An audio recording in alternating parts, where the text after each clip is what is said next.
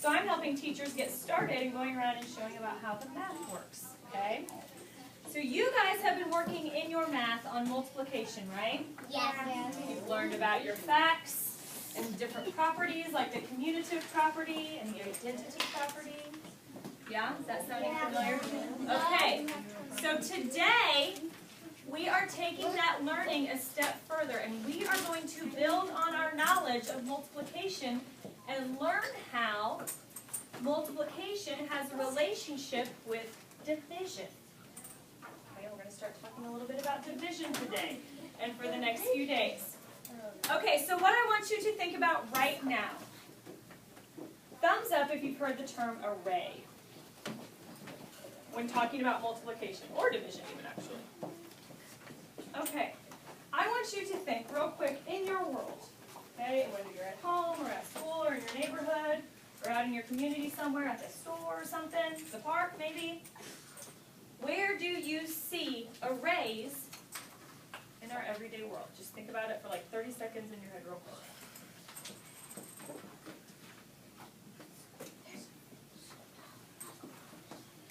Where do you see arrays in our world? You have an idea? Yeah. What do you think? In the city, the skyscraper windows. Oh my gosh, did you hear what she just said? Who can tell me what she just said, where she sees arrays? Where did she say she sees arrays? Skyscraper windows. Skyscraper windows.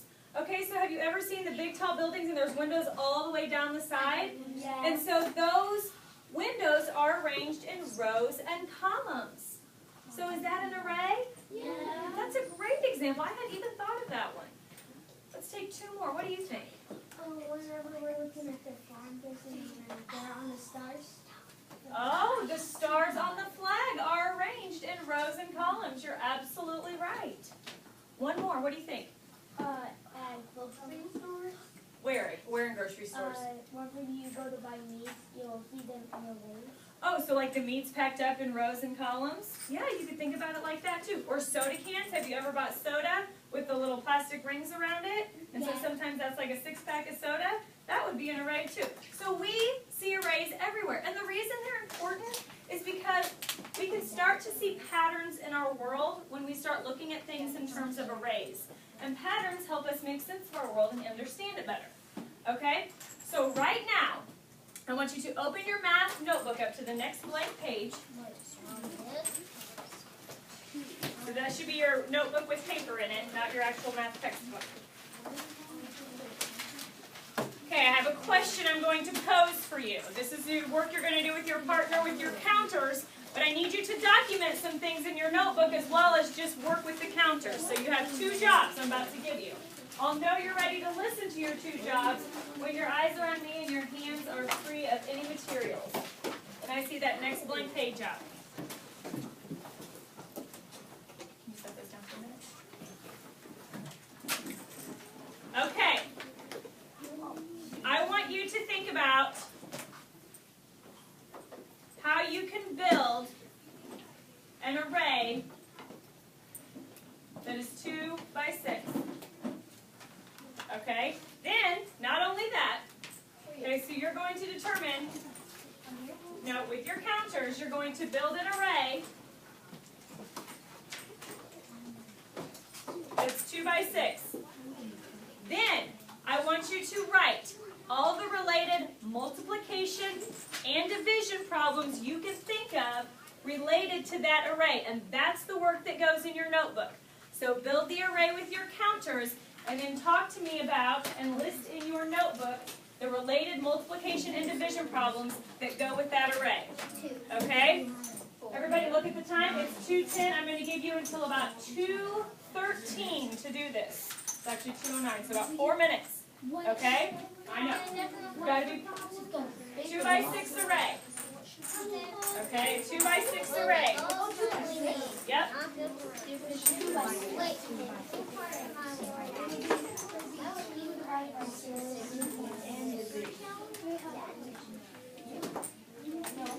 Okay, so let's see. Who's working with who here? I'm working with her. Okay. Are you getting your entry put in? Yeah, and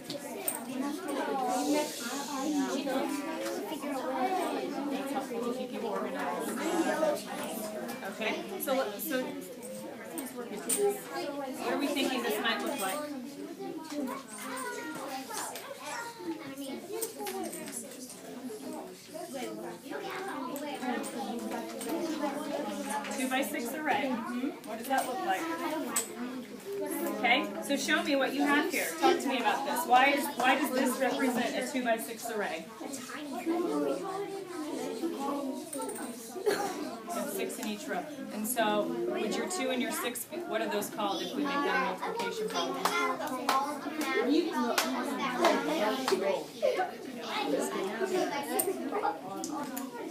So we have 2 rows of 6, right?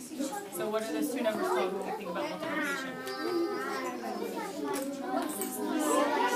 So like if I wrote 2 times 6 in my notebook, is that the same as this picture? Okay, so how many total do you have? Okay, so what are 2 and 6 called in multiplication? Okay, 2 numbers that we multiply.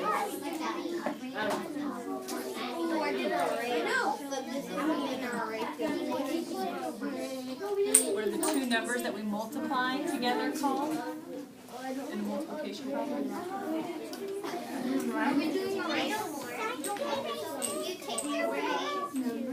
They are numbers, but they have a special name when they're in a multiplication problem. They're called factors. Have you heard that word before? Factors. Okay, so those 2 numbers are called factors, and then when we multiply them together, do you know the answer to a multiplication problem? That's an addition problem, so you're on the right track. A multiplication problem is a product. Okay? Alright, so remember, what else were you supposed to write in your notebook? We were supposed to write all the related multiplication division problems we could think of. So what other multiplication problem could I come up with for this array? Oh my gosh, you're absolutely right. Let's write that other one down. Okay, you writing these down? Okay, that's good.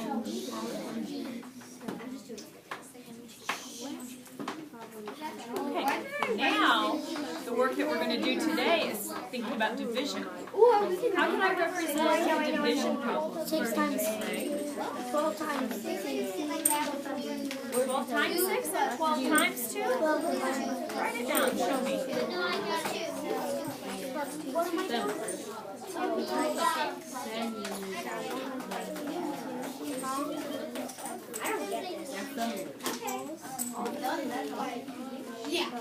Okay, so how do those relate to this?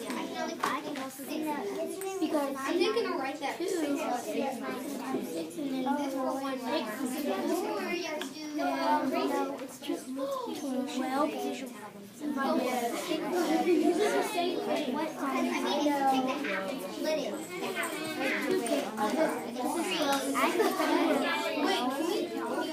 if I divided by 6, which is this row, how many groups do I get?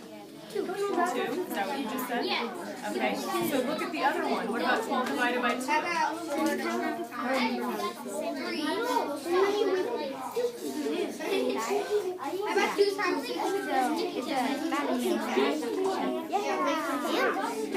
So 6 groups of? Are there any other multiplication or division problems that go along with this array?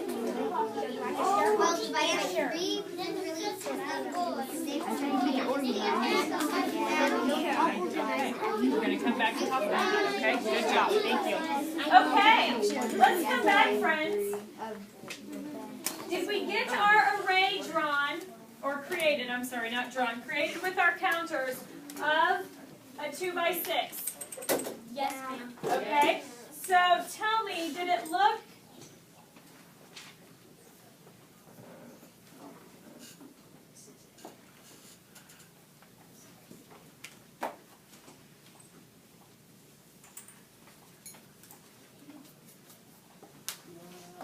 something like that? Yes. Did anybody's look different? Mine has One more column, so you had one more down here? Oh, that's because I've only done 5, so yours should have had one more. There we go. Is that what it looks like? Yeah. Anybody's look different? How might it have looked different? We did ours like 2 cars. 2 and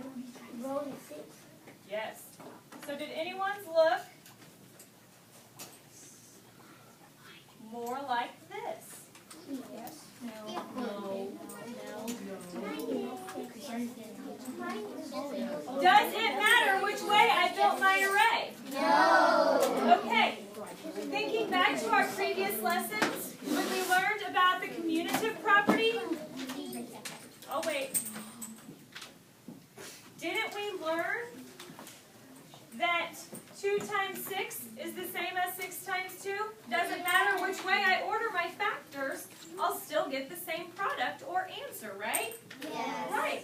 Okay, so then, this was your first task. Your second task was to write about the related multiplication and division problems that go with this array. Now, normally, we have only really thought about arrays in terms of multiplication. But today, we're going to learn how they help us with division, too. So who wants to share out what they wrote in their notebook? What are some related multiplication and division problems that go with our array? What's one you wrote down? 12 divided by 2. Oh, he started with the division. 12 divided by 2 equals 6. Thumbs up if you got that one. Okay, if you didn't, go ahead and write it down. What's another one that you guys perhaps got? Yes?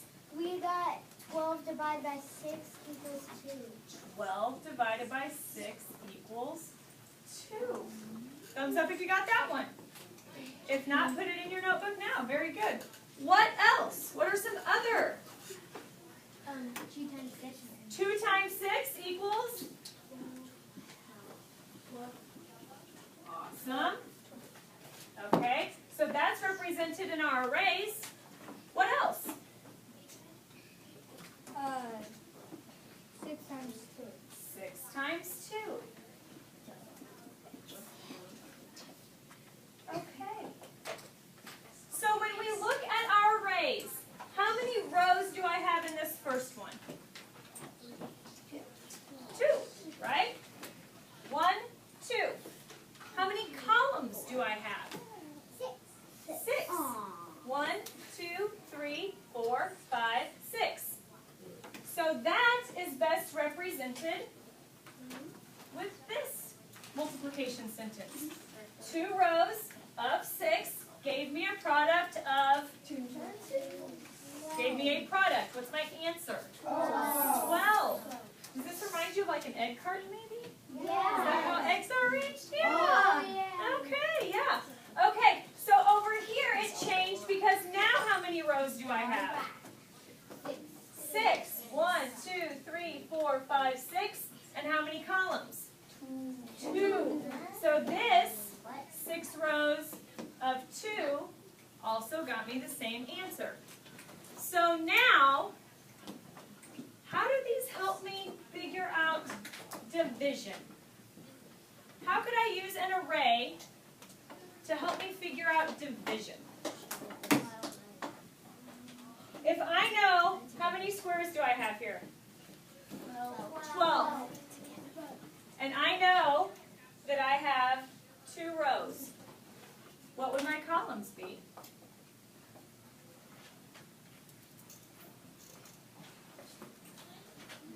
12 divided by my 2 rows. How many columns would I have? 6. Is that what we said? 1, 2, 3, 4, 5, 6. Yeah. So did we just say that these 2 are related? Yes. Okay. So then if I look at my other one, 12 divided by my 6 rows gives me how many columns? 2. So are these 2 related? Yes. Okay, I'm going to teach you a new word right now that maybe you haven't heard and maybe you have. But this is what we call an inverse relationship. Have you heard of that before? An inverse relationship? Okay, I want you to write that down in your notebook. Okay, and I'll write it up here on the board so you know how to spell it. Inverse, I-N-V-E-R-S-E, relationship.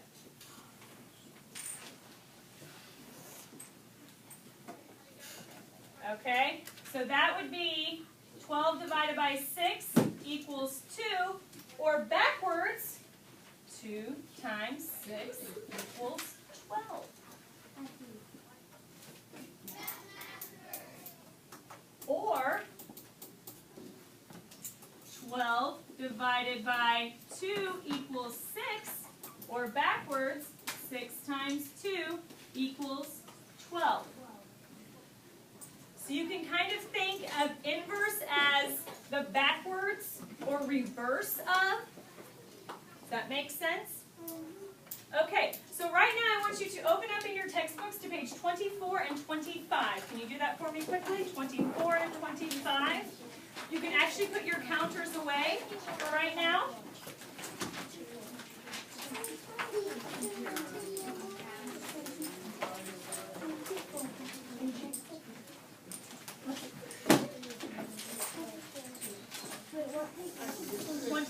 And 25.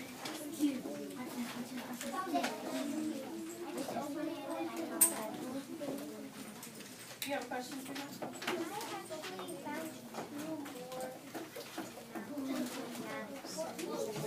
Oh, what'd you find?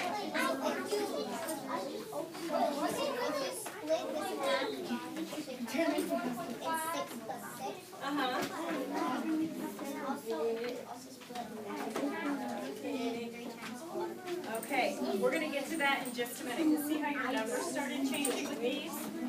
So it's not part of the same array, but we're going to get to that. Actually, that's what we're going to talk about right now, okay? Okay, so you're a step ahead of the game. Way to go. All right. I want you to look at the thick pink heading. Can I use your book as an example? I want you to look at this thick pink heading at the top of your page, okay? So on that page, you see a sleeve, a plastic sleeve that has playing cards in it.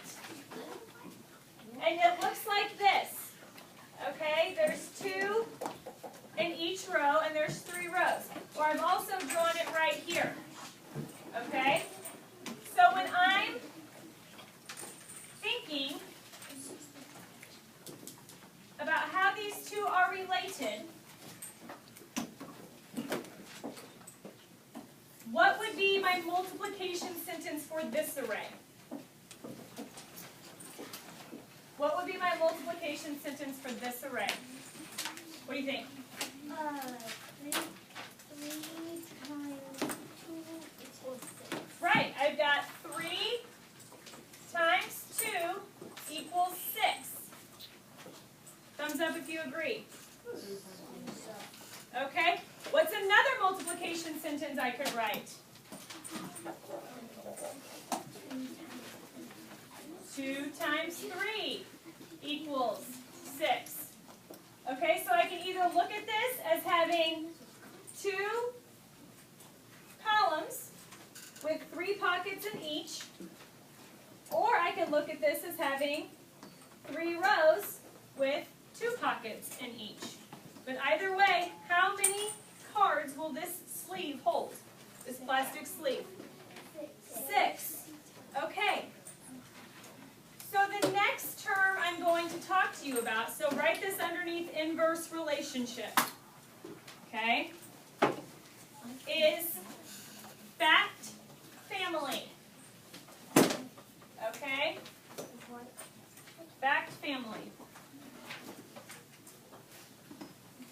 So right now, I want you to check your notebooks and make sure you have 2 things in there. I want, under inverse relationship, I want you to have the examples that we talked about. Okay? So underneath this in your notebook, all counters should be on the table and pencils should be in your handwriting in your notebook. Okay? Under inverse relationship, you should have the examples.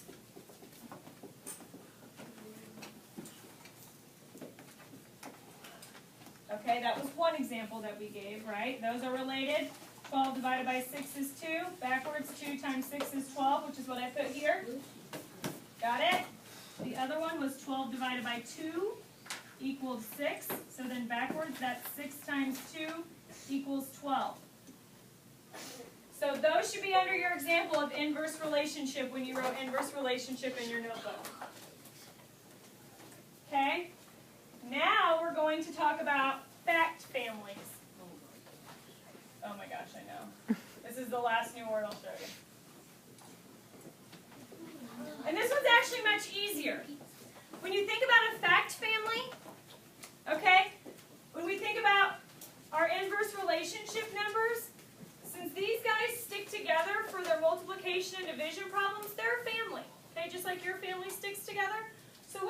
the numbers you see in these problems? What's one number you see? 12. 12. What's another one you see? 2. 6 and 2. That's their fact family. That's it. Just the numbers that make it up. So what would be my fact family for this set? 6 divided by 2 equals 3. Okay, that's the inverse. Good.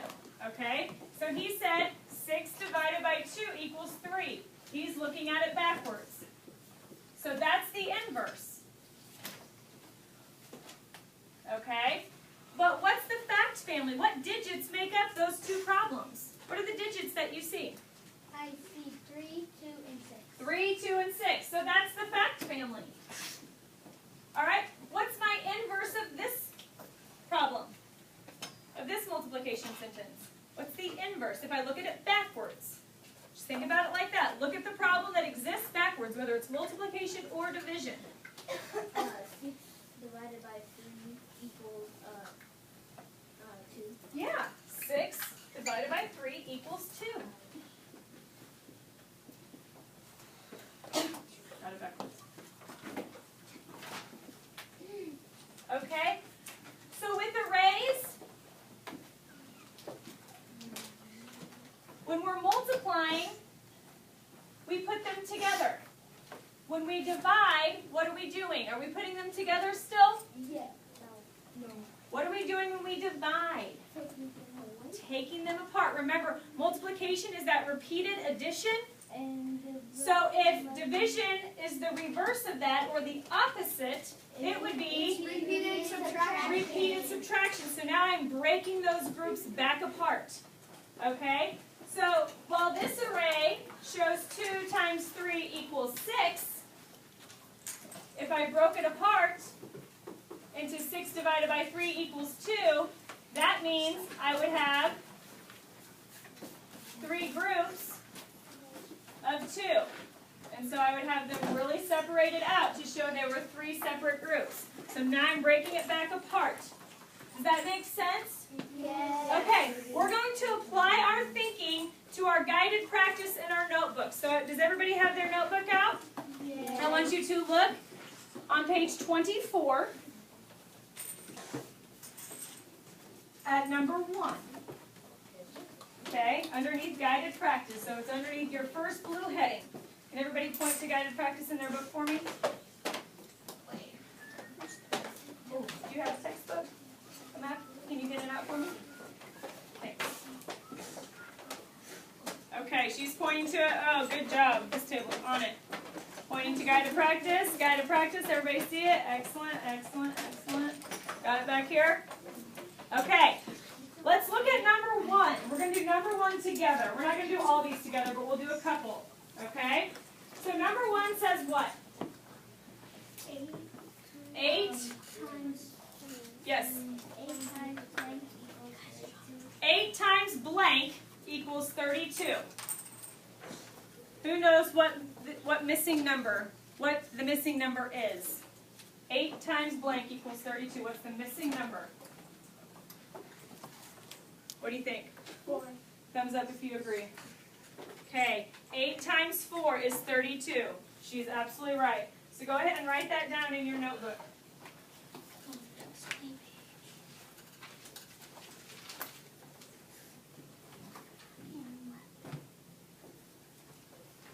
Eight times 4 is 32.